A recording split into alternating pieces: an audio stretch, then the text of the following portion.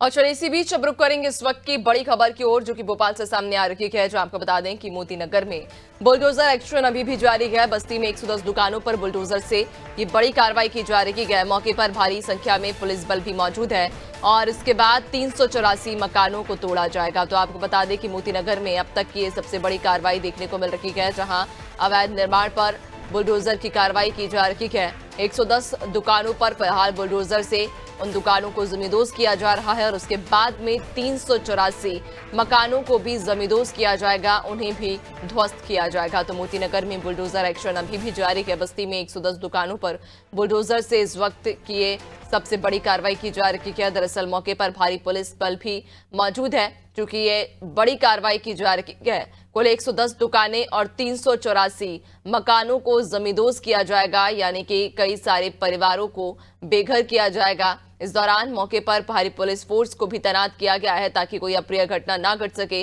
लोग उग्र ना हो, लोगों का आक्रोश ना बढ़े, जिसको देखते हुए मौके पर पुलिस बल तैनात किया गया है। तो अब तक की ये सबसे बड़ी कार्रवाई मानी जा सकती है, चूंकि एक साथ 110 दुकानों को जमींदोज किया जा रहा है, ध्वस्त किया जा रहा है। इसके अलावा 384 मकानों पर भी बुलडोजर से कार्रवाई की जाएगी। ज्यादा जानकारी लेंगे, सहयोगी शबाना हमारे साथ में जुड़ चुकी हैं। शबाना, अब तक की ये सबसे बड़ी कार्रवाई माना जा सकता है इसे, और फिलहाल क्या अपडेट है? इसके पहले भी आपसे चर्चा हुई थी जब आपने जानकारी दी थी कि कार्रवाई शुरू हो चुकी है, पहले दुकानों को ध्वस्त किया जा रहा है, क्या हाल का अपडेट है? देखिए, सबसे पहले आप तस्वीर देखिए, राजधानी भोपाल में अब तक की सबसे बड़ी कार्रवाई जो हो रही है, अतिक्रमण मुक्त भोपाल बनाने की ये कार्रवाई। और आप देखेंगे राजधानी के सुभाष नगर, मोती नगर में 110 मकान जो दुकान है उन पर ये कार्रवाई की जा रही है। इसके बाद 384 मकान है जो इससे सटे हुए मकान है, उस पर फिलहाल अभी कार्रवाई हो रही है, लेकिन जो बाकी के मकान है उन पर भी कार्रवाई होनी बाकी है।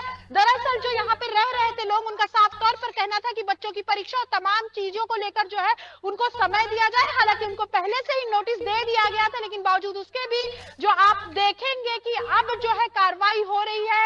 लगभग पुलिस की 750 से अधिक जो है यहाँ पर पुलिस बल मौजूद है। इसके अलावा जिला प्रशासन और नगर निगम की टीम और तमाम जो राजधानी भोपाल के एसडीएम है वो यहाँ पर लगाए गए हैं, ताकि किसी भी तरीके की कोई भी अव्यवस्था ना हो। आप देखेंगे कि 110 दुकानों पर कार्रवाई हो रही, पहले से नोटिस दिया गया था। इस पूरे मामले में कोर्ट का निर्देश था 4 तारीख को कार्रवाई होनी थी, लेकिन कहीं ना कहीं रुकावट पैदा हुई और अब जो है सुबह से ही लगभग 6 बजे से पुलिस की टीम मौजूद की गई है। और देखेंगे आप कार्रवाई हो रही है, आसपास के सारे रास्ते जो है लोगों की व्यवस्था और तमाम चीजों को देखते हुए बंद कर दी गई है, लेकिन आप देखेंगे कार्रवाई जो है लगातार जारी है और सुबह से कार्रवाई जारी है। जब एसडीएम ने हमसे बात की थी, एसडीएम अर्चना ने, तो उन्होंने साफ तौर पर बताया था कि 6 से 10 दुकानों पर कार्रवाई हो गई और लगभग 1 से 1.5 घंटे के बीच में जो बताया जा रहा है कार्रवाई पूरी कर दी जाएगी। हालांकि किसी तरीके की कोई अव्यवस्था ना हो, इसके लिए पुलिस की टीम मौजूद की गई है। जिला प्रशासन और नगर निगम की टीम अंदर जो है अतिक्रमण के खिलाफ कार्रवाई कर रही है। दरअसल रेलवे की तीसरी लाइन यहाँ से जानी और उसी के राजधानी भोपाल के विकास कार्यों को देखते हुए ये जो है मेन रोड पर अतिक्रमण किया गया था। 110 दुकानें, 384 मकान और राजधानी भोपाल में अब तक का सबसे बड़ा जो है अतिक्रमण के खिलाफ ये कार्रवाई जो है वो आप तस्वीरों में देखेंगे। और किस तरीके से लगातार आप देखेंगे अतिक्रमण जो है राजधानी भोपाल में बढ़ रहा था और मुख्यमंत्री डॉक्टर मोहन यादव ने पहले से ही निर्देश दे दिया था कि राजधानी भोपाल को स्वच्छ, सुंदर और अतिक्रमण मुक्त बनाना, विकास वय बनाना, और उसी के तहत ये कार्रवाई हो रही है। हालांकि पहले से ही कोर्ट का निर्देश था, प्रशासन की टीम ने इसको नोटिस दिया था और कुछ लोग जो थे वो पहले से ही अतिक्रमण हटा चुके थे, चूंकि उनको प्रशासन का पत्र आ चुका था। जिन लोगों ने नहीं हटाया उन पर भी ये कार्रवाई है और जो लोग नहीं हटा पा रहे थे उनका जिला प्रशासन भी यहाँ पे मदद करता हुआ नजर आ रहा है। हालांकि कलेक्टर के पास पहुंच रहे थे इनके बच्चों की परीक्षा और तमाम चीजों को लेकर, लेकिन फिर भी बावजूद उसके भी 4 को कार्रवाई होनी थी। और अब टलते टलते जो है राजधानी भोपाल और खासकर मोती नगर की बात करूं तो अतिक्रमण के खिलाफ कार्रवाई चल रही है। 750 से अधिक पुलिस का बल, इसके अलावा तमाम जो है एसडीएम, नगर निगम की टीम, जिला प्रशासन की टीम और राजधानी भोपाल का अब तक का सबसे बड़ी जो है कार्रवाई ये है वो देखने को मिल रही है। तो कहीं ना कहीं जो है राजधानी को सुंदर, स्वच्छ, अतिक्रमण मुक्त बनाने की जो मुख्यमंत्री ने पहल की थी उसी के तहत ये कार्रवाई और विकास के काम में कोई भी बाधा नहीं बनेगा उसके तहत ये कार्रवाई है। शबाना, लेकिन ये भी जानकारी दीजिए, चूंकि इसने बड़े स्तर पर यह कार्रवाई की जा रही है, जहां भारी संख्या में दुकानें भी हैं, मकान भी हैं, कई सारे लोग आज बेघर हो जाएंगे, उनके सर से छत हट जाएगी, उनका वे जो परिवार है वो सड़क पर आ जाएंगे।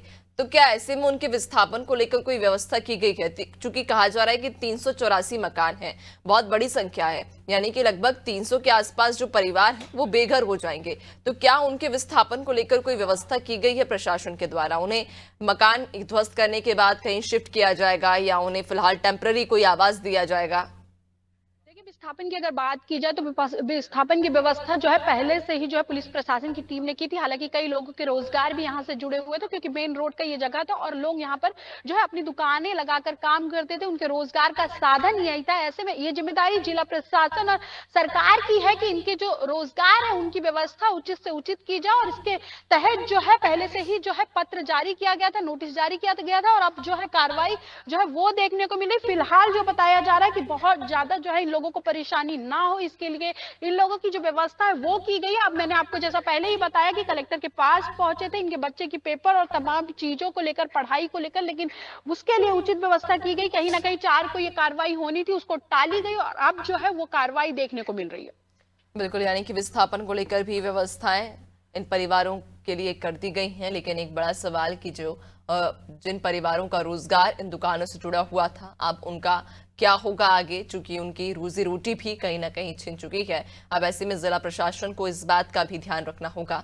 नजर बनाए रखिएगा, आपसे और भी अपडेट्स लेंगे। फिलहाल बहुत शुक्रिया आपका।